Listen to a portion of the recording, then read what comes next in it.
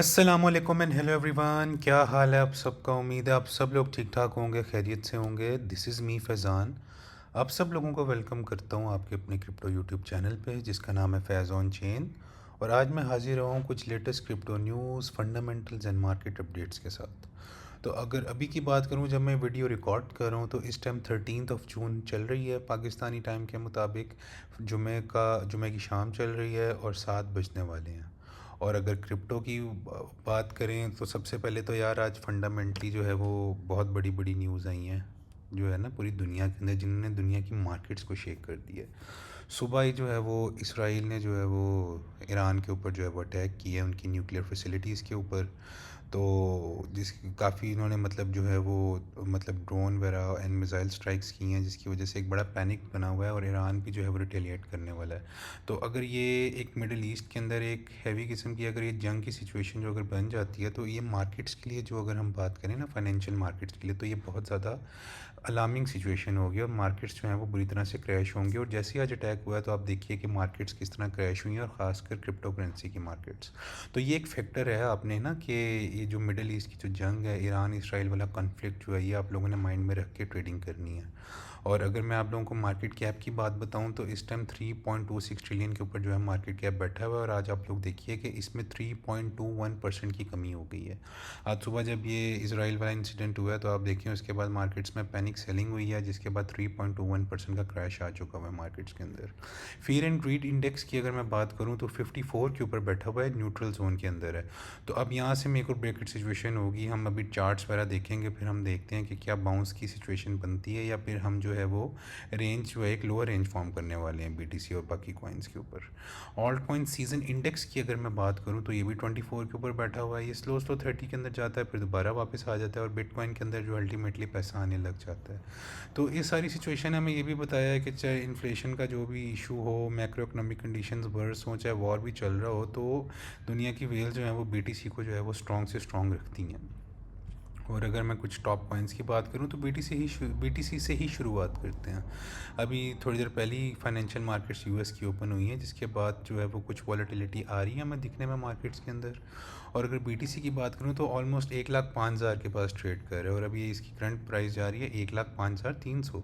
और 24 आवर के अंदर आप जस्ट ये देखिए कि इसमें सिर्फ 1.68% की कमी हुई है। तो यहाँ से अंदाज़ा लगाएं कि इंस्टीट्यूशंस ने बिटकॉइन को कितना स्ट्रॉन्ग बनाया हुआ है और वो उसकी रेगुलर बेसिस पे, डेली की बेसिस पे है वो जो बाइंग कर रही होती हैं, whether it is micro strategy और ब्लैक रॉक हो गई, मल्टीपल जो ईटीएफ की कंपनीज हैं वो हो गई, या बड़ी बड़ी वेल्स हो गई, वो बीटीसी को जो है वो एक स्ट्रॉन्ग जो है वो बाइंग अपॉर्चुनिटी समझती हैं जब भी बीटीसी डिस्काउंट प्राइस के ऊपर आता है।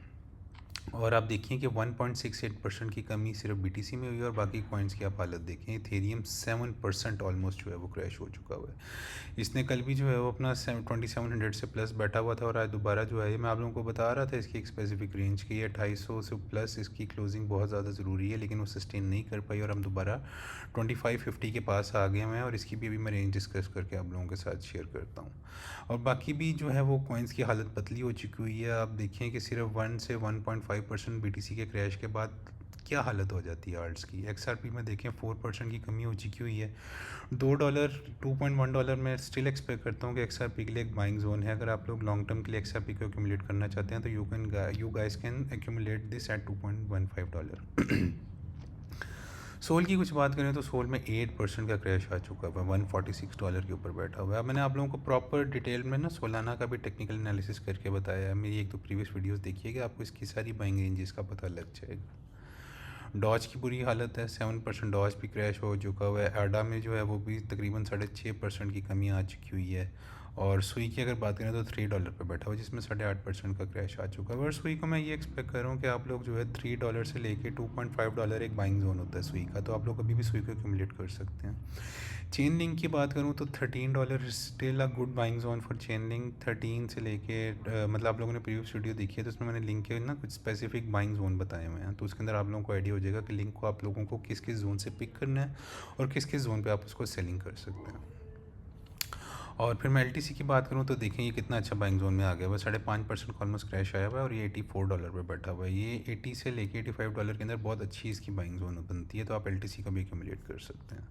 साथ अगर कुछ टेक्निकल एनालिसिस की बात करूँ तो सबसे पहले मैं यार मार्केट साइफर के थ्रू आप लोगों को ये ट्रेडिंग व्यू खोल के दिखाता हूँ और मैं मार्केट साइफर के थ्रू आप लोगों को एनालिसिस बताता हूँ असल में कि क्या सिचुएशन चल रही है। कल मैंने आप लोगों को बताया था कि दोस्तों ये मनी फ्लो जो नीचे की तरफ डेली पे कर्व हो रहा है डाउनवर्ड, ये मुझे अच्छी सिचुएशन नहीं लग रही और मैं आपको कह रहा था अगर ये रेड डॉट प्रिंट हो गया तो मैं एक बड़ा क्रैश एक्सपेक्ट कर रहा हूँ। और उस टाइम हम जो थे वो ऑलमोस्ट आप कह लें कि 1,08,000 के पास जो है वो ट्रेड कर रहे थे। और आप देखिए उसके बाद मैंने आप लोगों को ये वैल्यू एरिया लो बताया हुआ था 1,02,500 वाला एरिया, तो ऑलमोस्ट बीटीसी कहाँ तक गया है 1,02,600।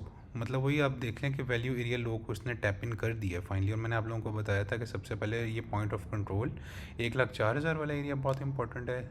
उसके बाद जो है वो वैल्यू एरिया लो इंपॉर्टेंट है और एज इट इज़ वैसा क्रैश है जैसा मार्केट साइफर डेली के ऊपर प्रेडिक्ट कर रहा था। मैं आपको बता रहा था कि ये डेली का जो मार्केट साइफर का जो सिग्नल होता है ना मनी फ्लो निकलने का और ये रेड डॉट बनने का, देखिए तीनों चीज़ें हो रही थी। मोमेंटम नीचे की तरफ जा रहा था, मनी फ्लो नीचे की तरफ कर्व कर रहा था और वी वॉप भी नीचे की तरफ कर्व कर रहा था। जब डेली के ऊपर ये तीनों चीज़ें या नीचे या ऊपर की तरफ जाती हैं तो उस डायरेक्शन में हम एक बड़ी मूव एक्सपेक्ट करते हैं। और आप देखिए जैसे ये रेड डॉट प्रिंट हुआ है और हैवी किस्म की नीचे की तरफ गिरावट आई है और वैल्यू एरिया लो जो कल मैंने आपको जो की एरियाज बताए थे एज इट इज़ बीटीसी ने उनके ऊपर टैप इन किया है।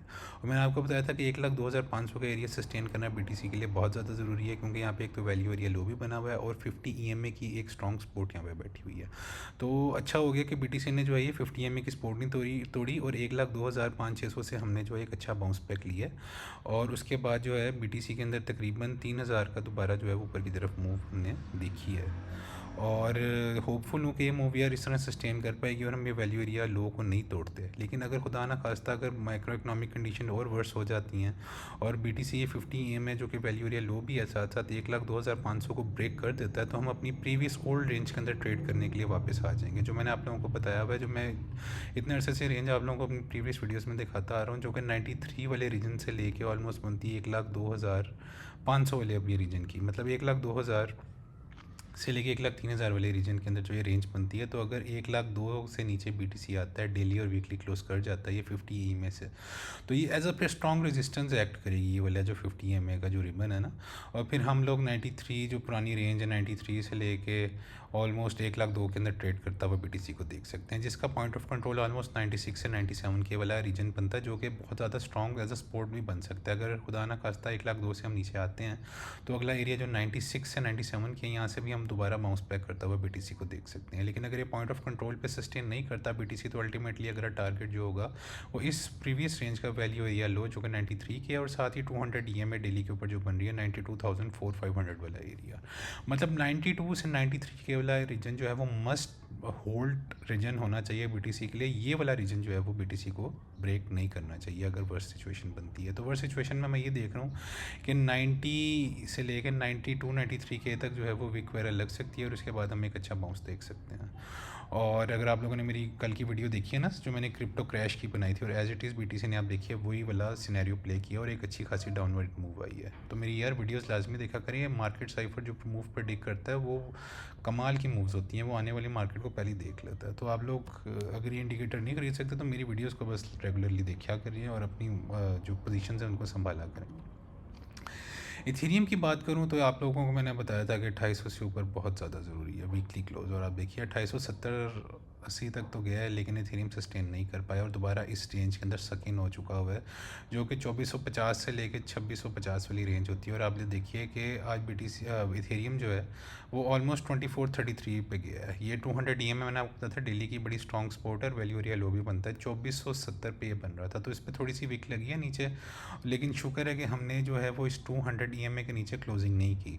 अगर इथेरियम इस 200 EMA के नीचे 2470 के नीचे क्लोज कर देता डेली तो एक बहुत बड़ा बेरिश सिनेरियो बन सकता था। लेकिन अभी भी घबराने की थोड़ी सी इस्लामिक सिचुएशन बन रही है क्योंकि डेली के ऊपर देखें रेड डॉट भी प्रिंट हो चुका हुआ है, वीवो भी एग्रेसिवली नीचे की तरफ जो है वो डाउनवर्ड जा रहा है और साथ मनी फ्लो भी एग्रेसिवली निकल रहा है।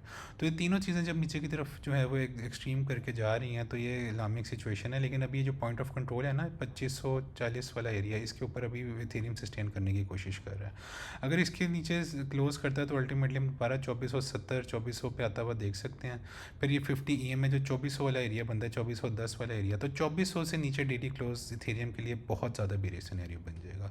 फिर हम अल्टीमेटली जो है वो दोबारा पुरानी वाली रेंज जो है वो 1900 से लेके 2100 वाला एरिया पे इथेरियम को दोबारा आता हुआ देख सकते हैं।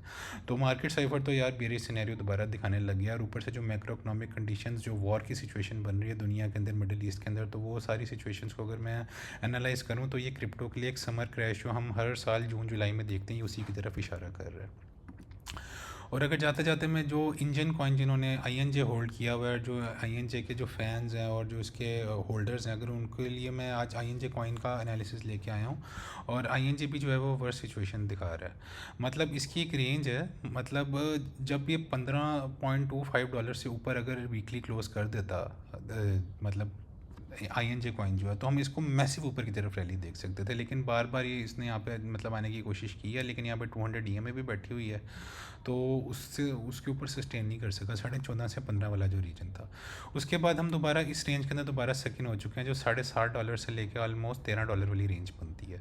तो अब ये देखिए कि रेड डॉट प्रिंट हो चुका हुआ है INJ कॉइन के ऊपर, और मनी फ्लो अग्रेसिवली नीचे की तरफ कर्व कर रहा है। तो INJ की तरफ मैं अभी एक्सपेक्ट करूँगा अगला जो टारगेट होगा वो, अब यहाँ से INJ अगर फॉल कर रहा है तो अगला वो सस्टेन जो कर सकता है वो ये पॉइंट ऑफ कंट्रोल वाला एरिया, जो कि $9.72 वाला एरिया है। यहाँ पे अभी आप थोड़ा बहुत बाइंग कर सकते हैं INJ की, और अगर इसको भी सस्टेन नहीं करता और एक बड़ा क्रैश आता है INJ के अंदर, तो अल्टीमेटली जो अच्छा बाइंग जोन बनेगा वो $7 से $7.5 वाला, 7.67 से लेकर $7 वाला एक ऐसा एरिया है जहाँ पे आप INJ को अच्छा खासा एक्यूमुलेट कर सकते हैं। तो ये कुछ यार INJ की सिचुएशन बता रहा था। और ओवरऑल में BTC, इथेरियम और INJ की बताऊँ ना, तो देखिए मार्केट साइफर ये इंडिकेट कर रहा है मनी फ्लो अग्रेसिवली मार्केट से निकल रहा है। वीवो भी वॉल्यूम वेटेड प्रोफाइल भी है वो नीचे की तरफ कर्व करिए, मोमेंटम भी जो है वो जा रहा है। सारे कॉइन्स का यही हाल है। तो मैं मुझे ये बताते हुए अच्छा तो नहीं लग रहा है, लेकिन ये मार्केट्स के लिए एक बड़ा बेरिश सिनेरियो बन रहा है। तो अगर ये जंग जो है वो लॉन्ग टर्म चलती है आगे, तो एक बड़ा समर क्रैश जो है वो कुछ मंथ्स के लिए रह सकता है। तो होपफुल हूँ कि यार अभी बुल मार्केट जो है वो एंड नहीं हुई, लेकिन कुछ भी मैक्रो इकोनॉमिक कंडीशंस, ये जो ब्लैक स्वान इवेंट होते हैं, ये मार्केट्स को मैनिपुलेट कर सकते हैं। तो आने वाली जो जो सिचुएशन बनेगी मैं आप लोगों को अपडेट देता रहूँगा। तो अपने अगर आप फेवरेट ऑल्ट कॉइन्स का ये करवाना चाहते हैं मार्केट साइफर के थ्रू, आने वाली मूव्स को प्रेडिक्ट करवाना चाहते हैं, तो मुझे यार कमेंट सेक्शन में लाजमी बताइएगा। और वीडियो पसंद आई है तो वीडियो को लाइक लाजमी कर दीजिएगा, चैनल को सब्सक्राइब लाजमी कर दीजिएगा, और अपने फ्रेंड्स एंड फैमिलीज़ के साथ भी शेयर कीजिएगा। आप लोग मेरी मोटिवेशन है, मेरी कम्युनिटी है, and I love you all guys.